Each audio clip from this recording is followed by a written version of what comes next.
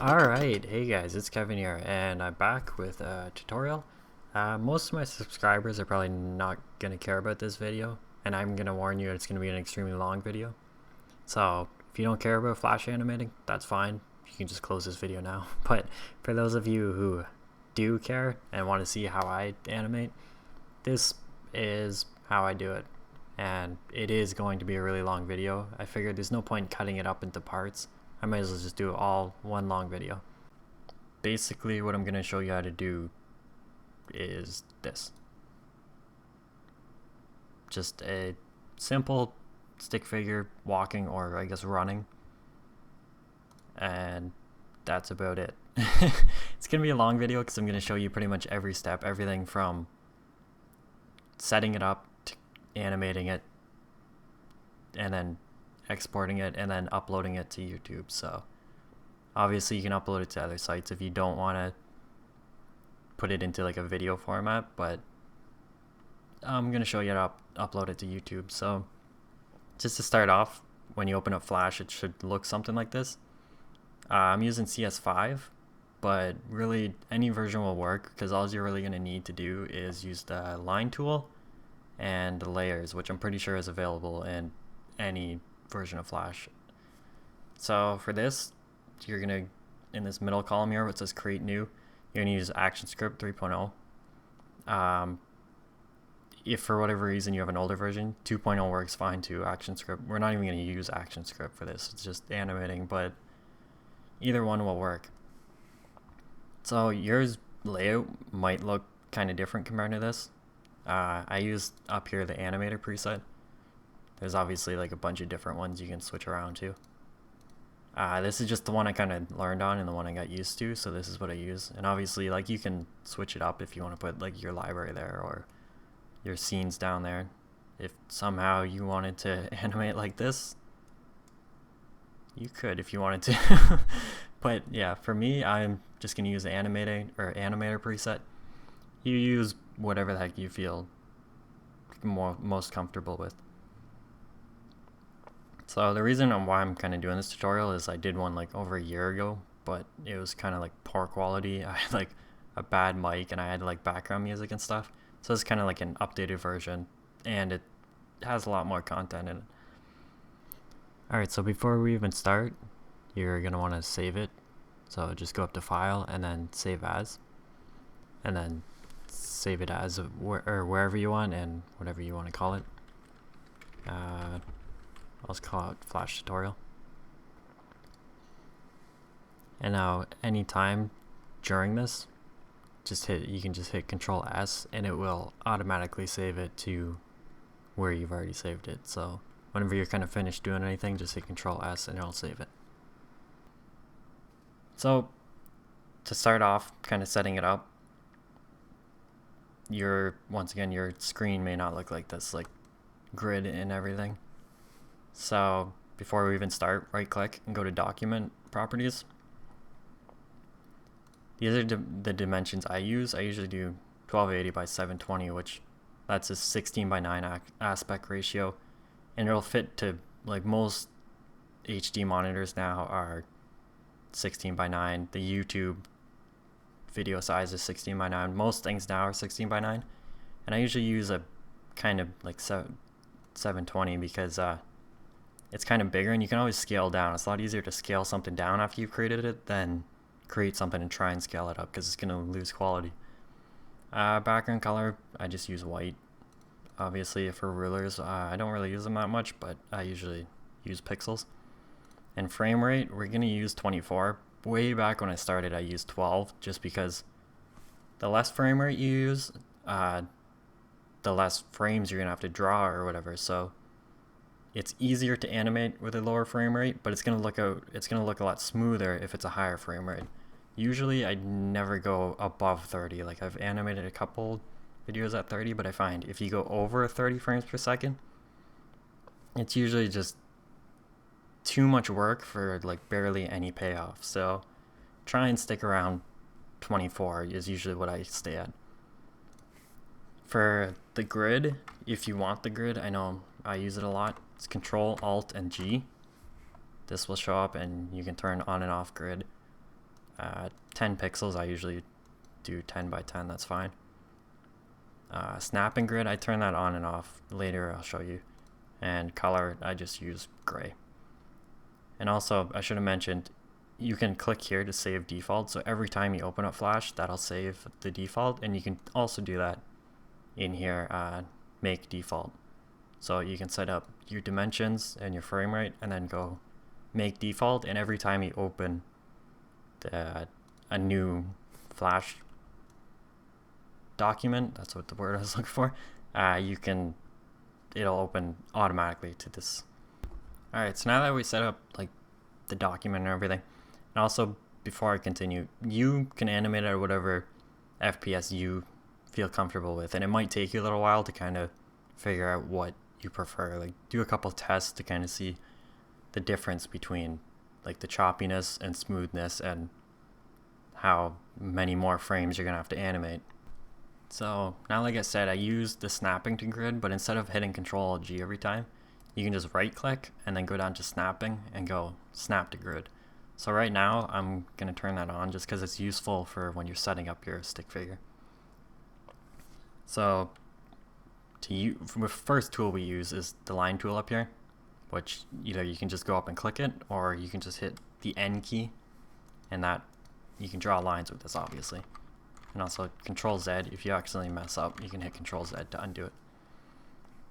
So before we start, over here in the properties, which I think you can open up here in the Windows, yeah, Windows and then properties, or you can just hit Control and F3 to open that. So this properties window, obviously color or stroke is the color. You can't do fill because it's line tool. And then down here, this is the size. So if I do 50, it's obviously going to be a lot bigger than 5 or 8. So for me, I use 20 usually. Obviously, you can, once again, you can change whatever you want. And then obviously there's different styles and whatnot. You can do like dashed line. I guess that doesn't work very well when you're using like size 20. But I'm just going to leave it at solid, because obviously you don't want a dotted line stick figure. So now we're actually going to start by drawing a stick figure. If you can see that because we have snap and a grid, I'll actually zoom in. If you hold Z, actually you can just hit it. I'm thinking Photoshop here. Hit Z and go reduce. I usually never have enlarge selected, because to zoom in, you can just click and drag on an area and it'll zoom in. And then when you have reduce selected, you can just click to zoom out, click and drag to zoom in. And it's just a lot easier to use. One more thing, if you hold space, you can move your canvas around. So we're snapping to grid, obviously. To start off, I'm just going to draw just the most basic stick figure, and don't worry if like one arm is longer than the other. We can fix all that later.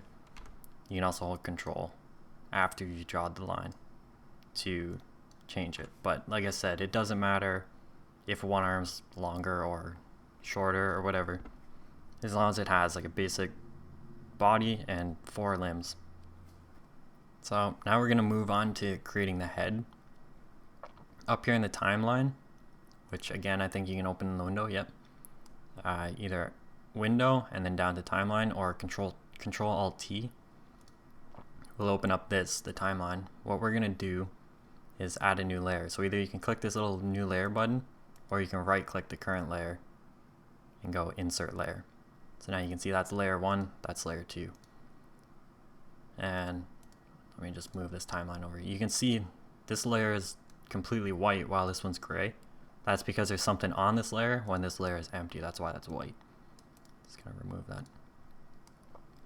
So this one's empty. So make sure you select it before you do the head. Now to create the head, we're gonna use the oval tool, or you can just hit O.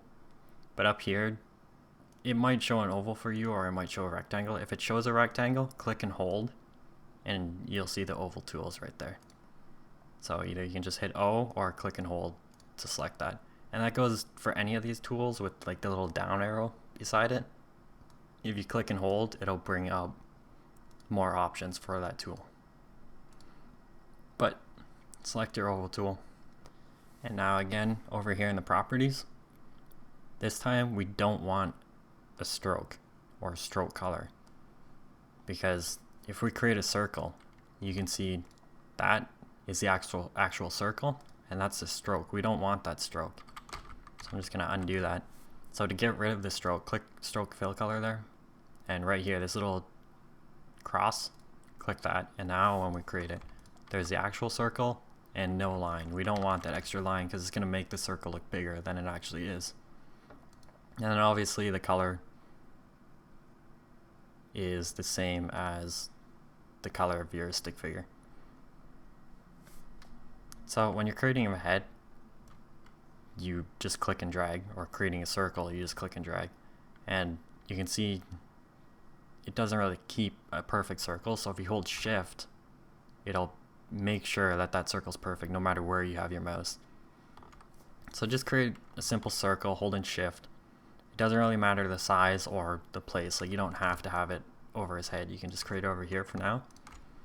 And actually, before we do anything, up here, this layer 2 that we just put the head on, double click that, and we're going to change the name to head so that later we know we can tell the different layers apart. So now to go over a bit of the things with the layers, up here there's a lock symbol and an eye.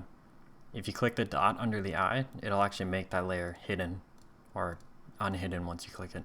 And the lock, if you click the lock, you can't move that, you can't edit that layer. So for now, just leave everything unlocked. So now we're going to use the free transform tool, which is this one up here, or you can hit Q. And what this does is you can rotate it. Actually, you can't really tell that it's rotating because it's a circle. But whatever you select, you can rotate it. And this little dot in the middle here is the pivot point. So if I put that over here and rotate it, it'll rotate around that pivot point. So let's put that back to the normal thing. Now if you click in the corner here where it shows little diagonal arrows, you can scale it. And if you hold shift, it'll keep the same aspect ratio, so you don't have to worry about accidentally screwing it up. And then if you click anywhere in this, where these little dots are, you can actually click and drag it and move it around. So now at this point, I find it's easier to turn off the snapping, just because when you're scaling ahead, it doesn't have to be perfectly snapped to a grid. And then also move it. So we're going to move it right to where the neck is. Obviously it's a stick figure, so either you can create a large head or whatever you want, if you think whatever looks better to you. Now if for whatever reason you can't get it lined up perfectly, like let's say you just can't get it and you just want to move it a tiny bit, if you just select it, you can use the arrow keys to just barely nudge it, or if you hold shift and use the arrow keys, it'll nudge it farther than what it would if you just use the arrow keys.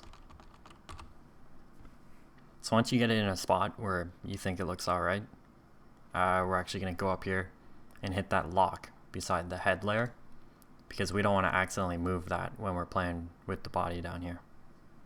So now we're going to set up the body layer. Basically what we want is we want each one of these body parts on a separate layer so that they don't collide with each other or overlap each other. So to do that, we're going to use the selection tool up here, or V. Basically just click once to select the arm or leg or whatever you're doing first, and then just drag it out a bit. You basically want to separate each body part. And actually I'm going to hide the head just so it's not distracting us. So you can just do that by clicking the little dot under the eye beside the head layer. So basically I'm just going to separate each one of the body parts just like that. So now just hit Control A to select everything on that layer. What we're going to do is right click on any one of these body parts as long as it's within like the dotted area. Right click it and go to Distribute to Layers. And now up here in the timeline you can see it created a whole bunch of layers. So each one of these is a different body part. And you can see layer 1 up here, that's white, so you can tell that that one's empty. So we're just going to right click that and delete it because it's empty, we don't need it. So now from selecting the layers, you can see what body part is what. So I'm just going to go through and name each one of these. So this one here is the left arm. Well, if the stickman is looking at us, technically that would be his right arm, but I'm just going to call it the left arm because I just find that easier to understand. To me, that's his left, so I'm going to call it left arm. You can obviously name it whatever you want. You don't even have to name these layers, really. It's just going to make it easier later. So I'm just going to go through, name each one of these body parts. I'm just going to use the hide icon just so I can see what layer that is.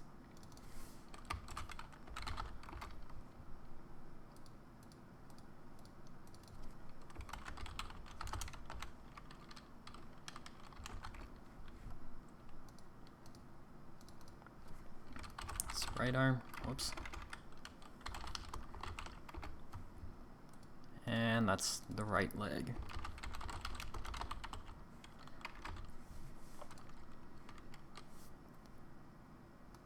So now that you have each body part named,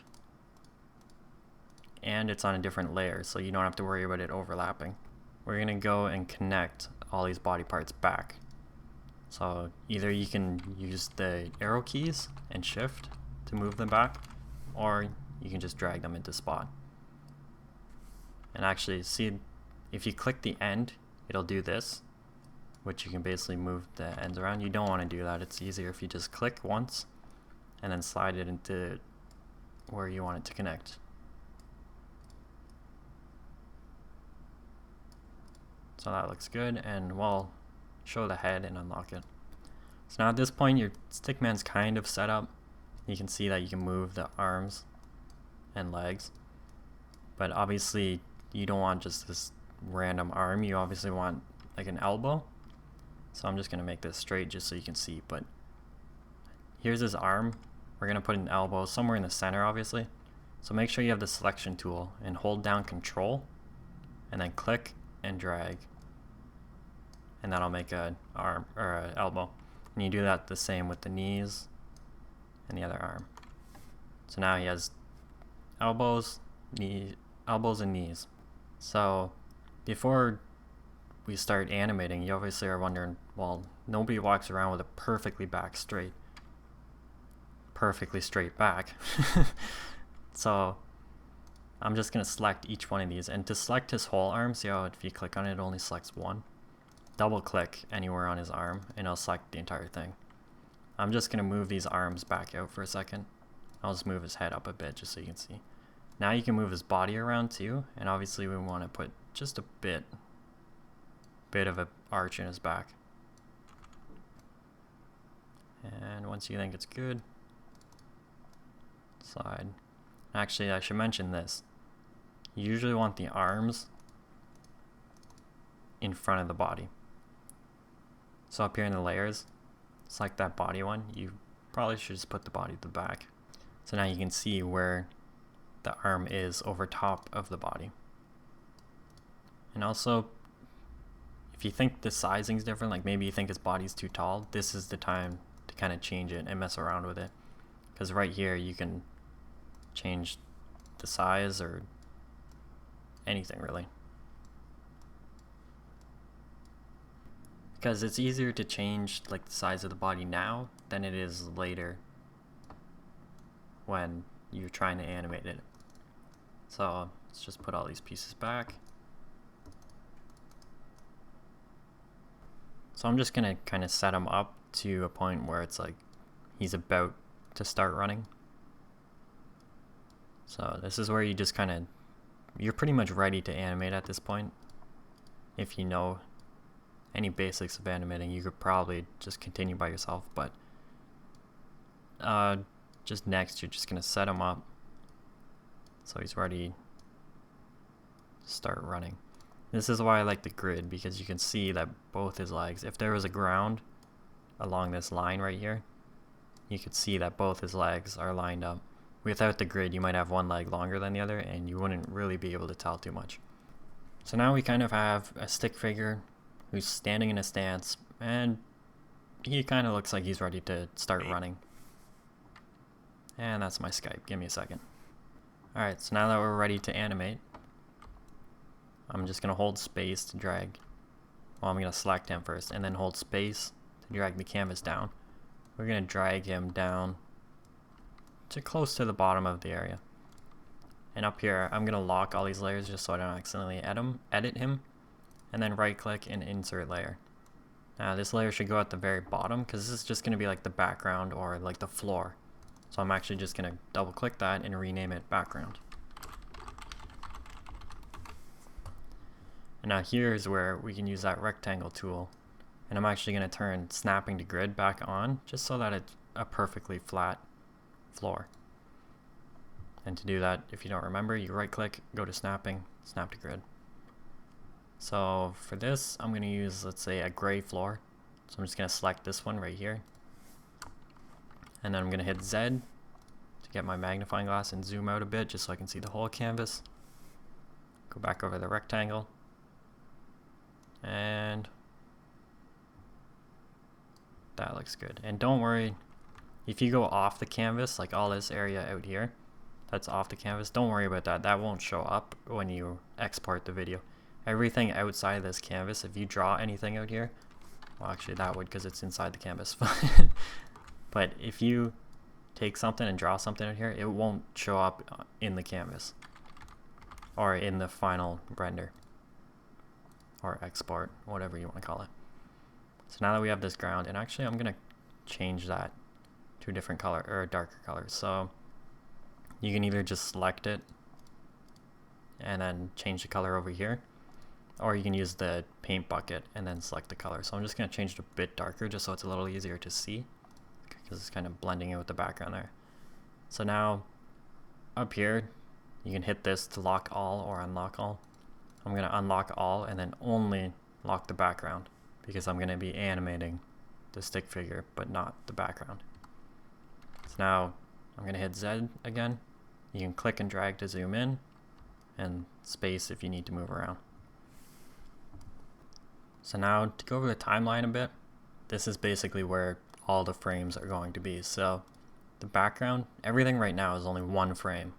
We're going to extend the background, let's just say to 100. You can do any random number. And then go to the very end and go right click on that frame and go insert frame. So now you can see that background is there the entire time, while the stick figure is only there for that one frame that we can see up there. So before we start animating, I'm going to do something here that'll just kind of keep it more organized.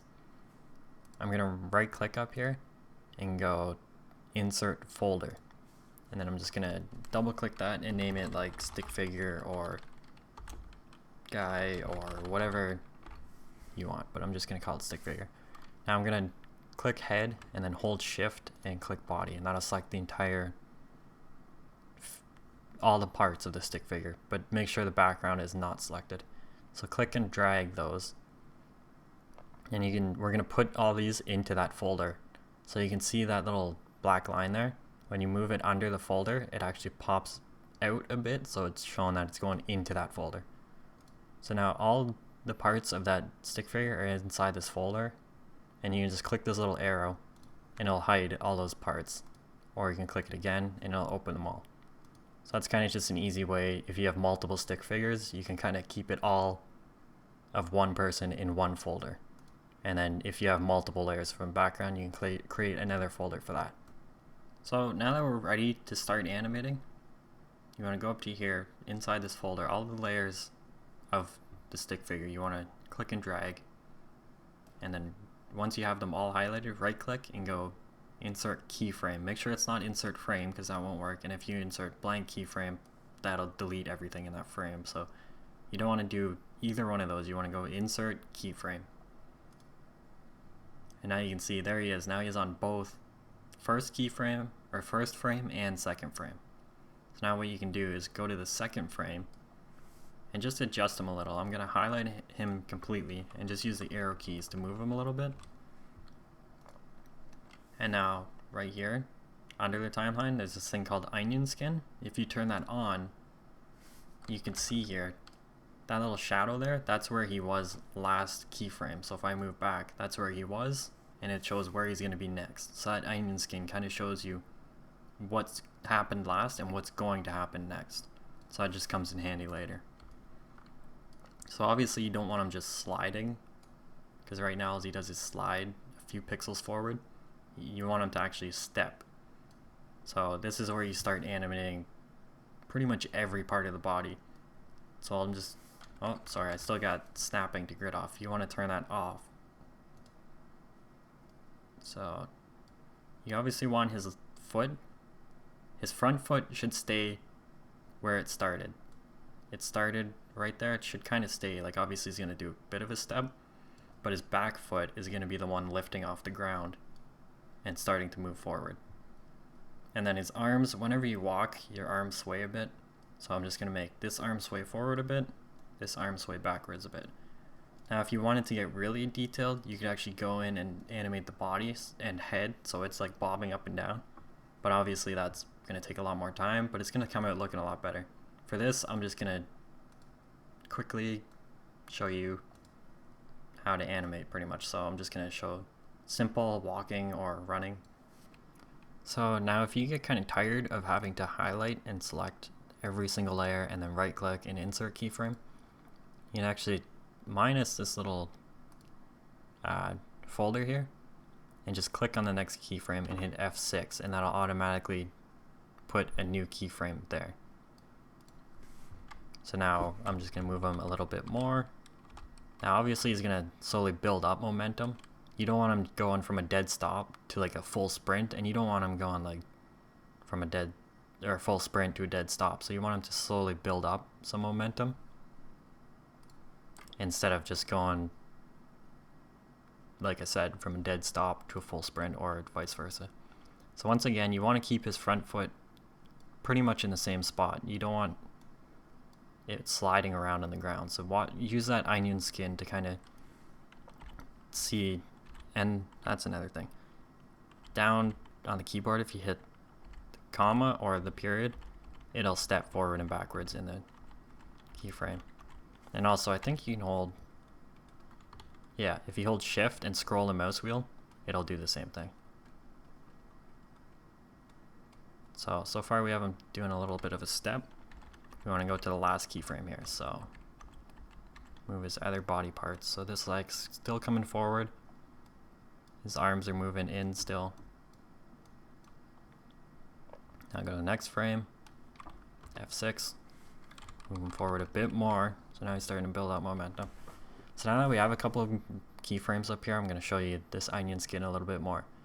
Up here you can see that when you turn the onion skin on or off, these little bars appear. If you drag that out, it shows more shadows. If you drag it in, it shows less.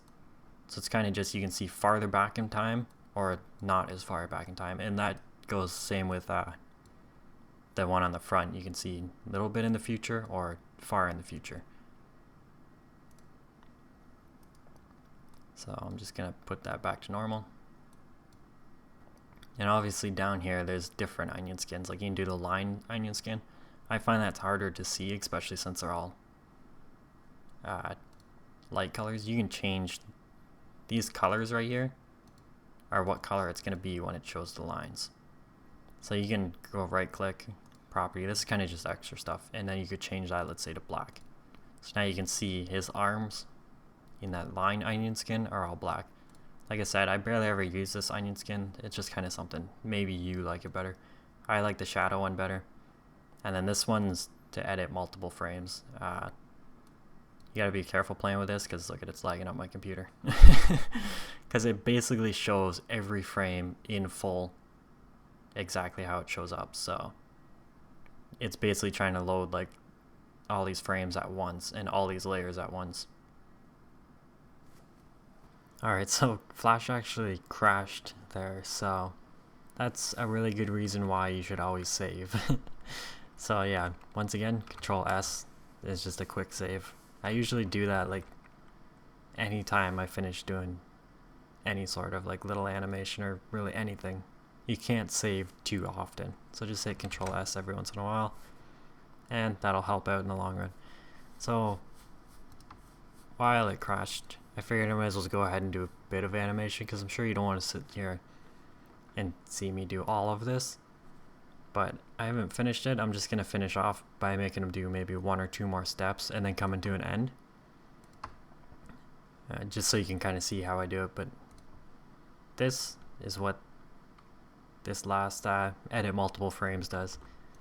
Basically, you can see every single frame that's within that area, and if you wanted to, you could actually edit multiple frames. That's what that's for. So I can make those 3 frames, his head will turn gray. So now if I turn it off, his head will be gray. So that's kind of what that's for. It's just if you want to edit multiple frames, but I don't really use it that often. But it's just if you do want to end up changing the color or just editing something within more than 1 frame. So I'm going to turn back on that normal onion skin. I'll just quickly show you. And actually also, if you just go into the timeline and then hit enter, it will kind of just preview your animation. So at any time you can kind of just hit enter, and it will show the animation. So as you can see here,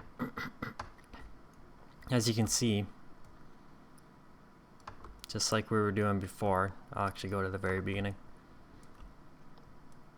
He starts off with just standing.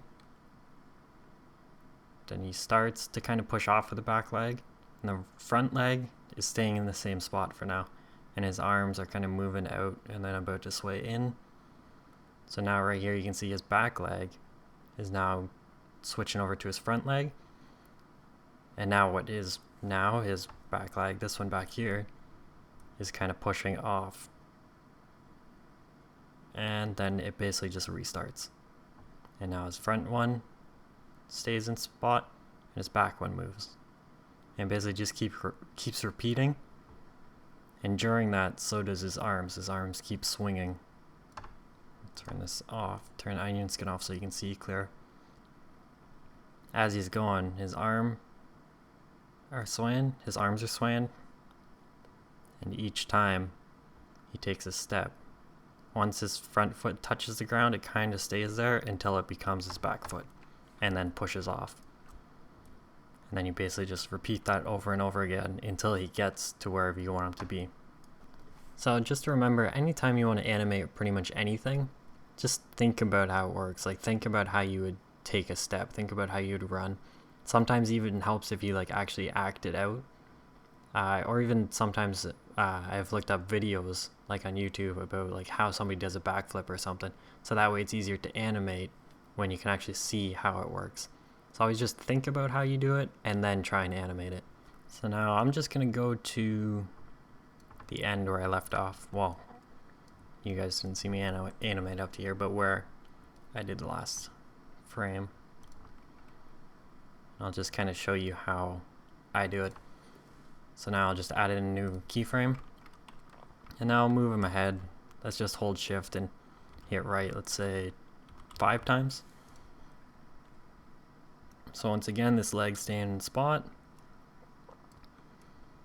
This one's going to eventually touch the ground over here, not just yet. And then I'm just gonna move back a bit just to see. Okay, so here we can see his arms are out and they're slowly swinging in towards his body. So on this frame, I should move them in a little bit more. And then onto the next frame, we'll move him ahead another 5 more. Shift and right. I think that was 5. Whoops, I better double check. I wasn't counting. So 1, 2, 3, 4, 5. And then this one, it's starting to get kind of far away, so we'll just make his foot starting to lift off. Because you don't want his leg being like super long. Like you don't want, I'll show you next frame, but you don't want his leg stretching too much. And this one's getting ready to step down. And then his arm should be still coming in.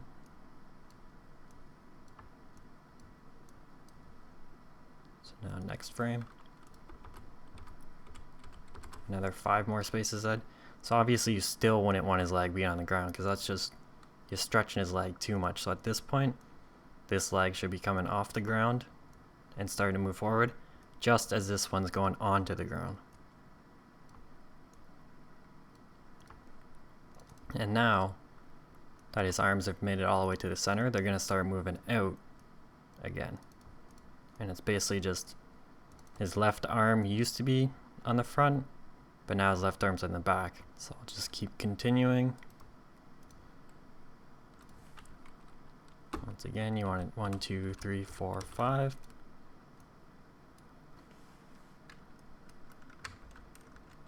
So I'll just continue here. Now his arms are coming back out.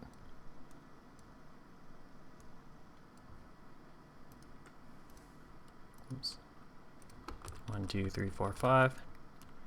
And this will be the last step, sort of, and then we'll make him kind of slow to a stop.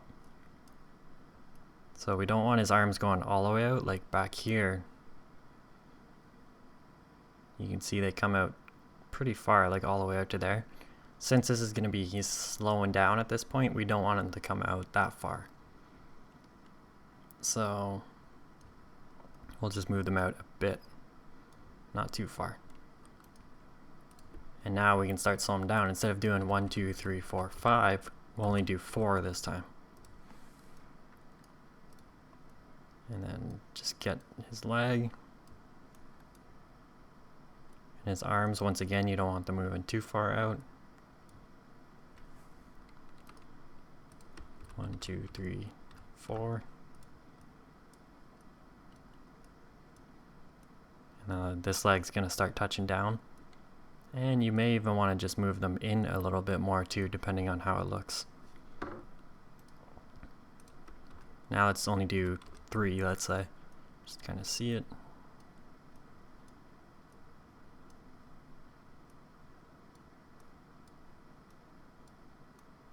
Alright. And now, like I said, you can always hit enter, and that will kind of just test it.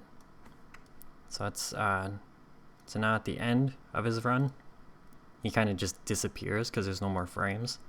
So I'm just gonna go to the end here and go highlight his whole thing and go insert frame. Now you can see he runs and stops. And what I like to do, I usually like to make him slide a bit because you can see he kind of just comes to a dead stop. So I'm just gonna insert frame here and go, let's just do 2, and then do it again, do 1, then do it again, and instead of holding shift, just hit right, let's say 4 times, and now hit right 2 times, and then let's just say 1 more time. So now you'll see he'll kind of like slide to a stop instead of just dead stop. So I'm just going to lock all that and save, Control S.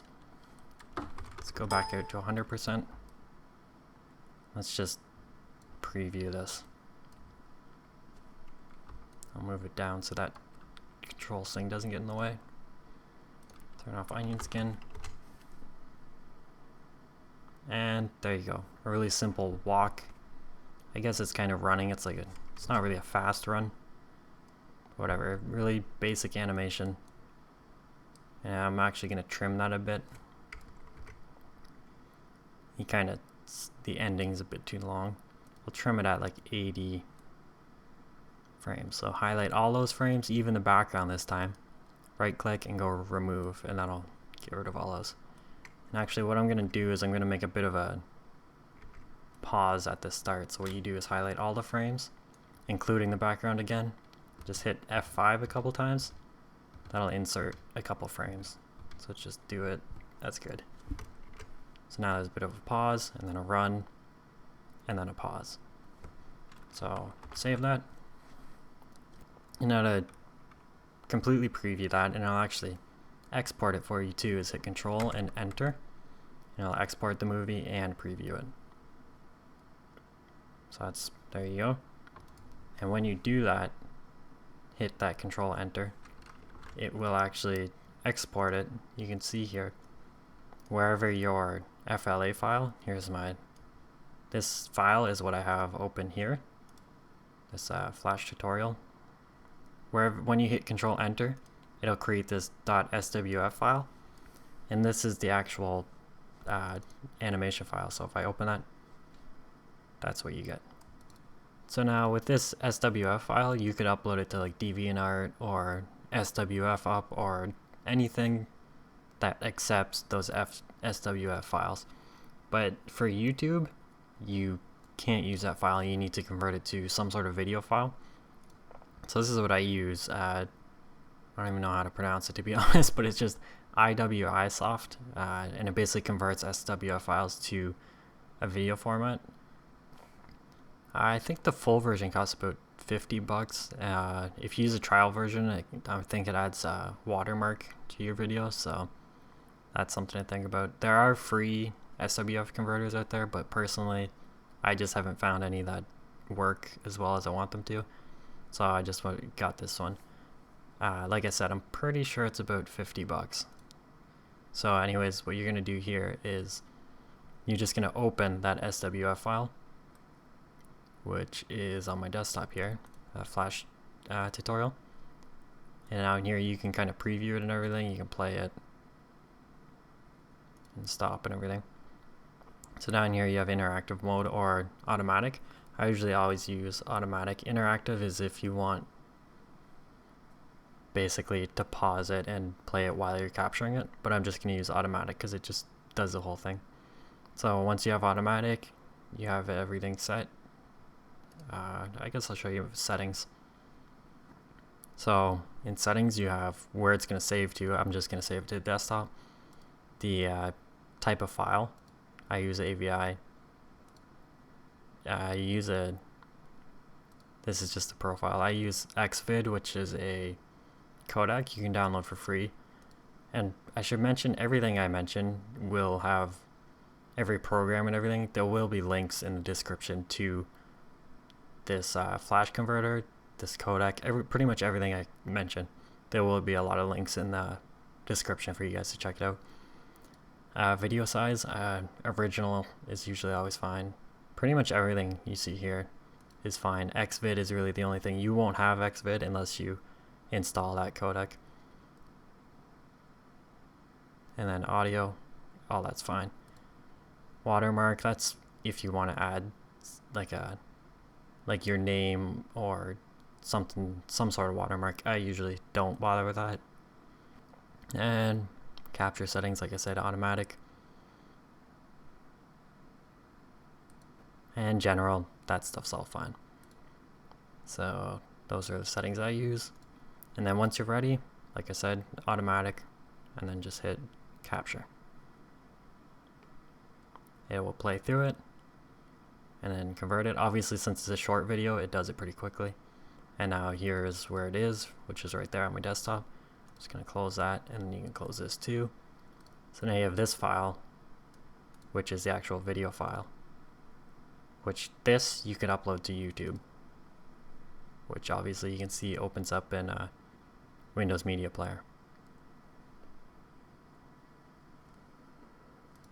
So now with this .avi video, this is completely ready to be uploaded to YouTube. So that's obviously the same as uploading anything else. You just click upload. I'm gonna upload it to unlisted just so my subscribers aren't confused at why I'm uploading a 3-second video. So as you can see, that uploads, and then once it's done processing, and then there you go. So now this, and it's done. And since you did it in you did that high resolution, that 1280 by 720, it will actually have a 720p option in the qualities, or in quality. Alright, so that's it. If you have any questions, leave them in the comments and I'll see if I can help you out. If you have any other suggestions for other tutorials, let me know and I'll see if I can do them. And also, if you do create something using this tutorial and you kind of want to show it off, feel free to leave it as a video response. If you don't know how to do a video response, you just click in the comment section, and then right there where it says create video response, you'll be able to create one. I can't create one to this video because it's unlisted, but on this video it won't be unlisted, so you will be able to leave a video response. I know I'll check out any video responses, and also they'll show up for other people who are watching this video to check out. So thanks for watching, and I'll see you guys next time.